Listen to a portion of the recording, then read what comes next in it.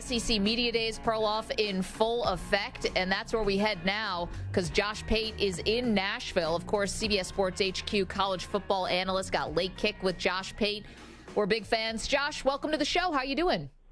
I'm standing about 30 feet away from the catering room, and I have not eaten all day, and so I will let you guess how I'm feeling right about now. This is how we would want to interview all of our guests, hungry and wanting to get off the phone immediately. So fantastic. Yeah, Josh, I thought you were going to say I'm 30 feet from Brian Kelly or some quarterback. I didn't expect that. Well, we'll get you out of here into the buffet in just a moment, Josh. We got a couple questions for you. First, you've gotten some sit-downs with some big-time coaches, obviously, Brian Kelly, Nick Saban, Kirby Smart, just to name a few. Let's start here with Saban because he made the analogy about his quarterback competition about a cake, and I'm just going to bring up food things now to make you more hungry, but about a cake that's not done baking in the oven. What is he looking for at this point? Like, what attributes is he looking for one of these quarterbacks to separate themselves from the pack? It was a really good metaphor, and listen, I pride myself on metaphors. I thought it was a really good one. And what he said essentially was, man, I love cakes, but my grandma used to tell me I can't take this thing out of the oven before it's ready or it just turns to mush. And he's equating that to 3 starting caliber quarterbacks they've got right now. No one really knows, including him, whether one of them is capable of taking them all the way. But here's what they're looking for. It's very simple. Don't turn the ball over. And I know practices are closed to the public, but there's some loose lips every now and then around those programs. And all I kept getting from Tuscaloosa this spring was, they think Ty Simpson is the guy, but he won't take the job. He keeps turning the ball over. And we saw Jalen Milrose start for him last year. The staff was confident. The 2 games he goes in, he's kind of deer in the headlights every now and then. So they want a guy to do what they can't make them do. They want a guy to take the job. And in lieu of that happening, you're still looking at a cake with 20 minutes left to go on the timer. Josh, but if you're thinking about Alabama and you're trying to pick a title winner, are you downgrading Alabama because they haven't decided their quarterback? Or, because I was thinking back to some of Nick Saban's earlier teams where quarterback wasn't always that huge strength that we've seen in recent years. Can Alabama, still have a big run here, even if they're not settled at quarterback? Yeah, here's where it's going to get really fun. So this quarterback competition is taking all the air out of the room. And people are kind of having it lost on them. They are loaded on the offensive line. They have about 3 or 4 deep worth of quality tailbacks, good blocking at tight end, which they hadn't had the past couple of years. In other words, they're fully equipped to just bludgeon people the way they used to. And they got a much better secondary this year than the one you saw get torched against the likes of Tennessee last year. I really think the opposite of what a lot of people think. I think they're fully capable of winning the SEC. I think they're capable of being the best rushing offense in the SEC, but people have gotten so used to Mac Jones, Bryce Young, Tua, they kind of forgot Bama can do that. And Nick Saban, if you know how to read him, he alluded to that. He showed his cards today. They're going back about 10 years, and if they do it this year, it'll be because they go sledgehammer instead of fireworks. Josh Pate is joining us, CBS Sports HQ college football analyst. Late Kick with Josh Pate. Check it out on YouTube. You know what I thought about Saban? And I'm just going to make Josh even hungrier here because Saban actually felt good enough to go on a trip to Italy with Miss Terry this offseason. I'm like, oh, he's got to be feeling real good about this team. No way that Saban leaves the continental United States if he doesn't feel great about his team. Josh, you also sat down with Brian Kelly. Obviously, they come in with a phenomenal quarterback in Jaden Daniels. They have a stacked team. What was your biggest takeaway from Kelly? Kelly's brutally honest. I appreciate him so much because he'll just answer questions, not really ever trying to hide a whole lot. For instance, their problem is the inverse of Alabama. Their problem, or red flag if you want to call it that this year, is their secondary got gutted. And they just went and took an entire secondary out of the transfer portal. Like, they are completely overhauling their secondary on the fly in the most non-traditional manner possible. And he just flat out said, hey, if you're being honest, you should call that a red flag. If I'm being honest as a coach, that's kind of inexcusable. You don't want your team to be in a situation roster-wise where you have to do that. Now, he did say, well, that's because I'm kind of new here. Down the road, we won't have to do that as much if we recruit the way we're supposed to. But the other thing to think about is, look, when we get in these big games, when we get in the Alabama, LSU kind of games, you can talk all spring and summer. It really comes down, like it did last year, to a couple of third down plays, comes down to a bounce of ball, comes down to one possession, turnover here and there. or it comes down to a busted coverage in a secondary. And if that's what it comes down to, that's what it comes down to. You can have all the good quarterback play, and you can have promising returns from that wide receiver group. It's just when you get in the weeds in the fall, it's what's so beautiful about it and what's so maddening as a head coach. You can talk all you want to. It really comes down to about 5 or 6 possessions that are going to determine whether you're 8-4 or 11-1. But they have the horses to do it if everything goes right. And I'll also say this, for anyone out there thinking there may be a flash in the pan sort of threat to LSU last year, it's not.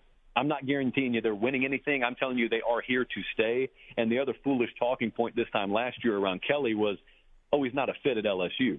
And you notice how that quickly went away when they started winning. I think what people are starting to see now is he was always a fit in the South. His personality actually fits in the South more than it did at Notre Dame. It's just people kind of never knew it because I don't think until recently he let his real personality shine through.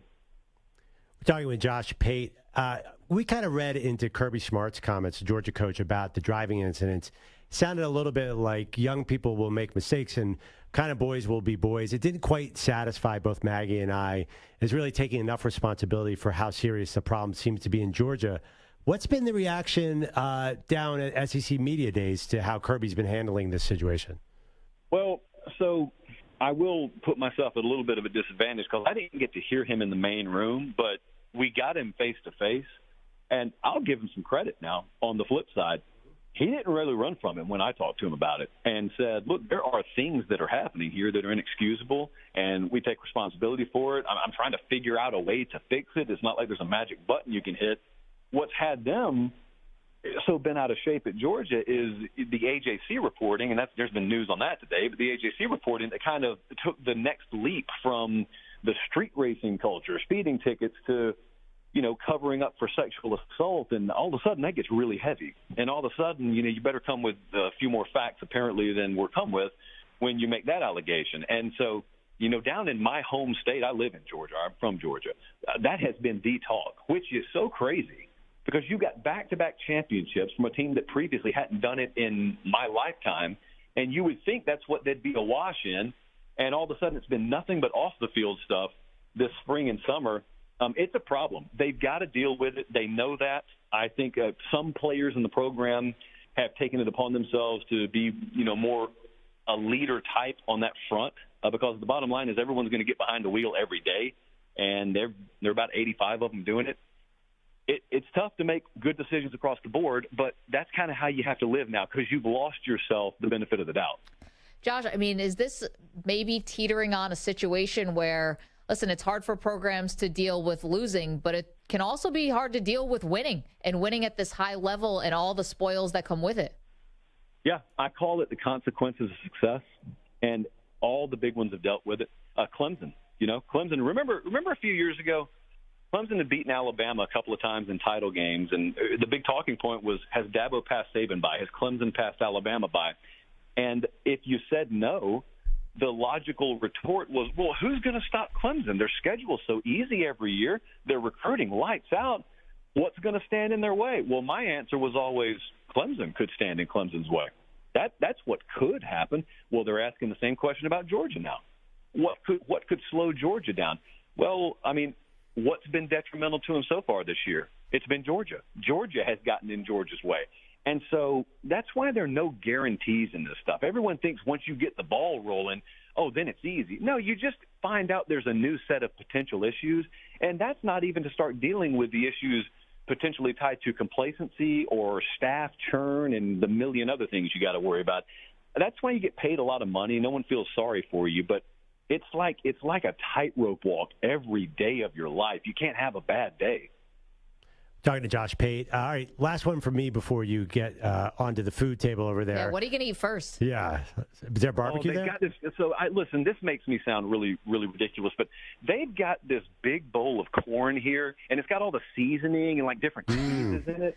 And I swear to you, it's the craziest thing. I swear to you, I'm no vegan by any stretch. I have just walked past the entire meat station. I've just loaded up on that corn, and I may pay for it later, and I admit that. But I love this corn. Man, Wow. you really are hungry. See, the corn's starting to look like the number one thing. Maybe the Big Ten media days. But there you go. Hey, Josh, give us a sort of a sleeper team like last year's Tennessee team, an SEC team that maybe we're not talking about enough that could be really good.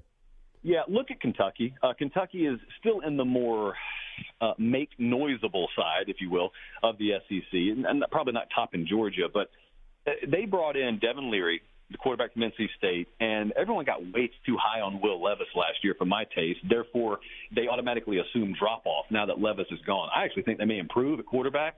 They got a kid from here in Nashville at Vanderbilt named Ray Davis at running back. They also went and got Liam Cohen, the offensive coordinator that they lost for 1 year to the NFL back. And every player, to a man, that I talked to today said, dude, we think he's a wizard.